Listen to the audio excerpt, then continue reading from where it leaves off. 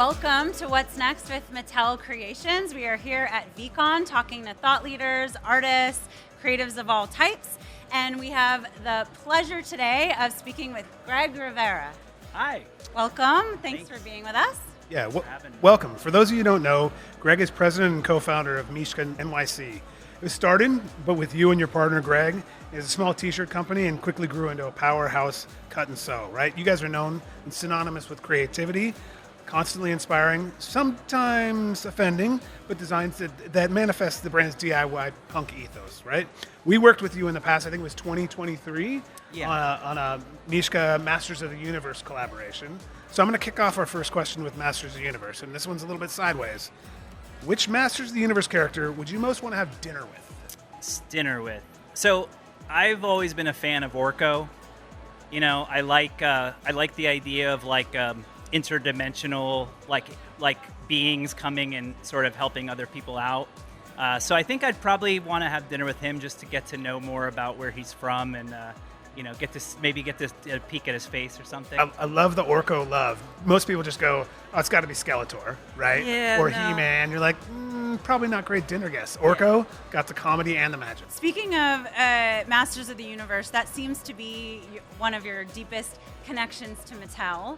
Can you tell us a little bit about how that journey started as a kid with you and Masters of the Universe? And well, I'm a child. I was born in 1979, so I was at the ripe age when He-Man came out. I think I got it a little bit later. I didn't get the first wave. I think it was like 85 or 86.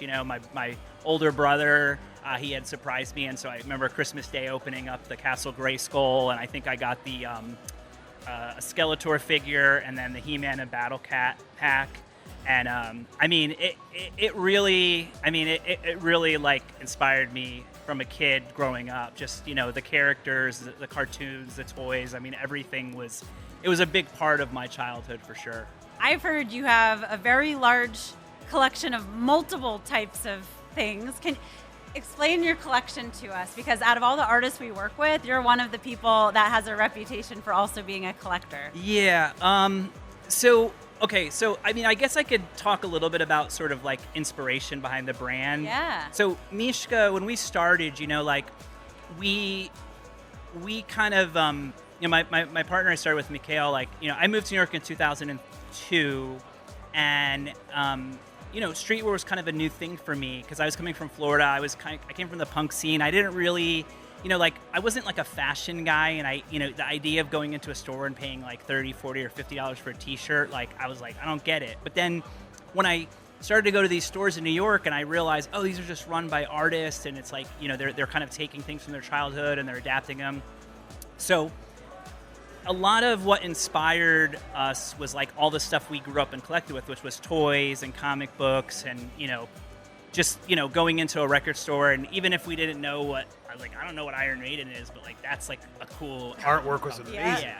And and that's that's sort of how you had to sell things, when we were kids, it's like, something had to kind of catch your eye.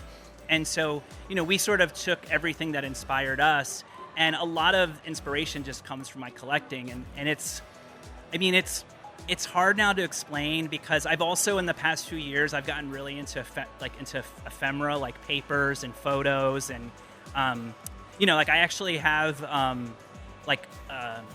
these two photos that were they were product shots of late Mattel figures that never got made. I can't recall the names offhand, but so it's I have stuff like that. So I have do we have that in our archives? They probably came for your Yeah. they probably came from your archive. I don't know, but they were press photos of catalogs. So and then today, for instance, I bought a Silver Surfer toy from 1978 that I think was only released in England. Wow. And it's like this little tiny small box, and it's so cheesy because it's just this little tiny skateboard with wheels and then a little Silver Surfer. But I had never ever, and that's so it's if I buy toys now, I just look for the most. I want something that's just like super obscure. Anything odd or obscure, one of a kind. And I love things. Like I said, I love ephemeral things in general. But I like things. I like to collect things that weren't supposed to be collected. Yeah. And I think that's the fun. I mean, that's the fun part of collecting. In my opinion. It's like That's cool. and being able to tell a story with it. Yeah. Do you display everything, or do you play? We say one for display and one for play sometimes. Yeah, Does anything get played with? Yeah, I play with all my toys Okay. now, basically. So it's really hard. Like that's the one thing is it's really hard for me to buy stuff in the box anymore because it's like and it sucks because as a designer too, it's like I can appreciate the work that went in to design the packaging, and it's so important. But it's like I just want the figure, And so if anything, it's kind of maybe restricted me just because of space or like moving. It's like I've moved so many times over the year, and it's like action figures. I mean, at least now you can like slab stuff and like protect it, but and that's like the stuff that like it's like. And that's the rub, right? Is like if you have a mint figure and like it just gets a little bit, the corner gets dented. You're just like, well, now who cares? It's not mint. There's something inherent about toys. They're tactile, the physical nature, and that you have to touch. I appreciate people that store them in packaging, but I'm with you when it comes to like. But the flip side is I don't throw away the packaging. Because the packaging itself is artwork. So I've got stacks of boxes with nothing in them. Exactly. Because they're pieces of artwork too. Right. Yeah. So you talked about Mishka starting from a little bit of nostalgia, a little bit of what influence. Can you talk about your creativity, your process, or what started you down the creative journey? It was very organic for me because when I moved to New York, I started going to these stores, and then I met my partner. And he had been in New York. He was from Ukraine and then came to grew up in like Brooklyn, but he kind of knew about some of the brands, and so he was teaching me about them. And so it was at first it was like, well, let's make stuff that other people aren't making, and that's kind of how that's sort of how my my design process goes. Like I like to be very authentic as much as I can, and I really like whatever we do to. I want to be able to like. I don't want to say defend it, but I want to be able to have like my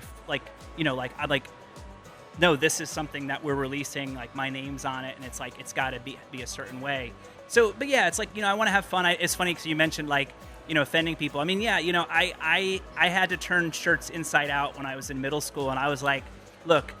Once somebody messages us and tells us that like they had to like turn their shirt inside out or like got sent home from school, that was like the win. Yeah. We wanted a place where other people could feel like I like what Mishka's doing. This is cool. And it almost like we kind of created like sometimes people say we have a cult following, but it's like we kind of created this community of like other people that like can just like if you see somebody wearing a Mishka shirt, it's like almost like a nod. You're like, oh yeah, what's up, because it's like everything that we were into, and that was the thing is like, especially our generation, I just consumed pop culture, and fortunately, I did grow up with like religious parents, but like they weren't the only thing I wasn't allowed to play Dungeons and Dragons, which was a total bummer.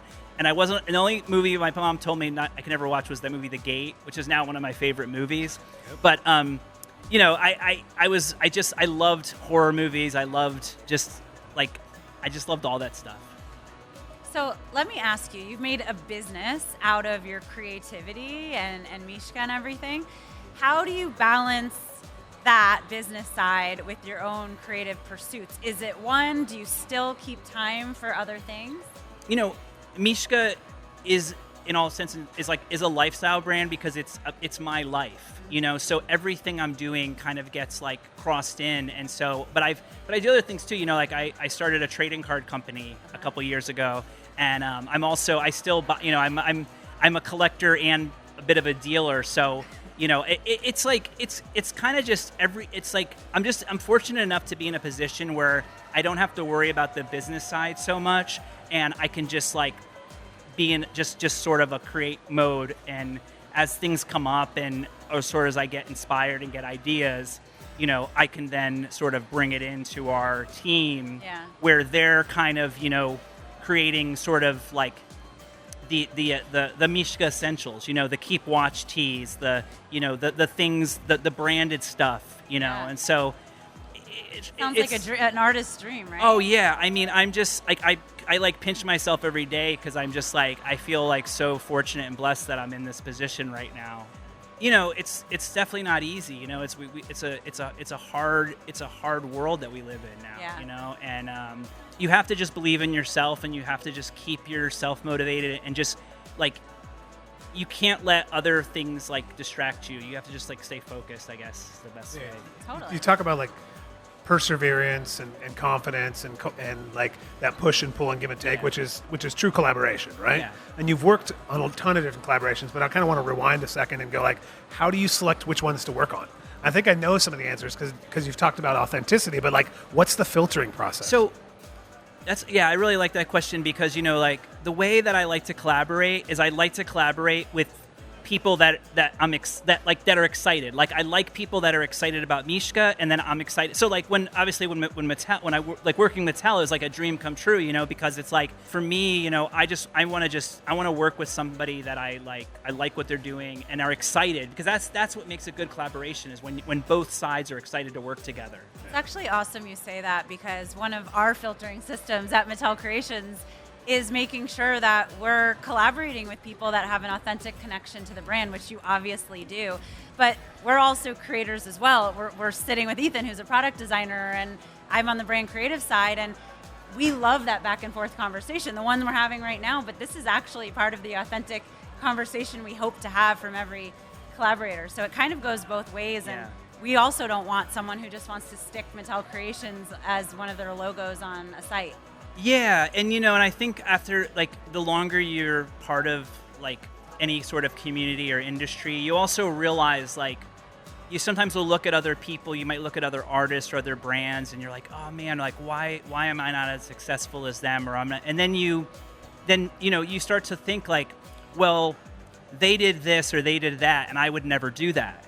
And so I could never be them because I would never do what they did to be where they are. Yep. And not to say that, and a lot of times it is because it's like it's inauthentic, or it's just for the money, or it's just for like you said, to put a logo, like, here's another thing that we did, And so I just think at the end of the day, if you're authentic and you're yourself, like you're going to just be, you're going to be more fulfilled in general at the end of the day. And I think that's the most important thing about creating, is just, being like doing the best that you can, and then being like, I'm happy with what I did, Yeah, for sure.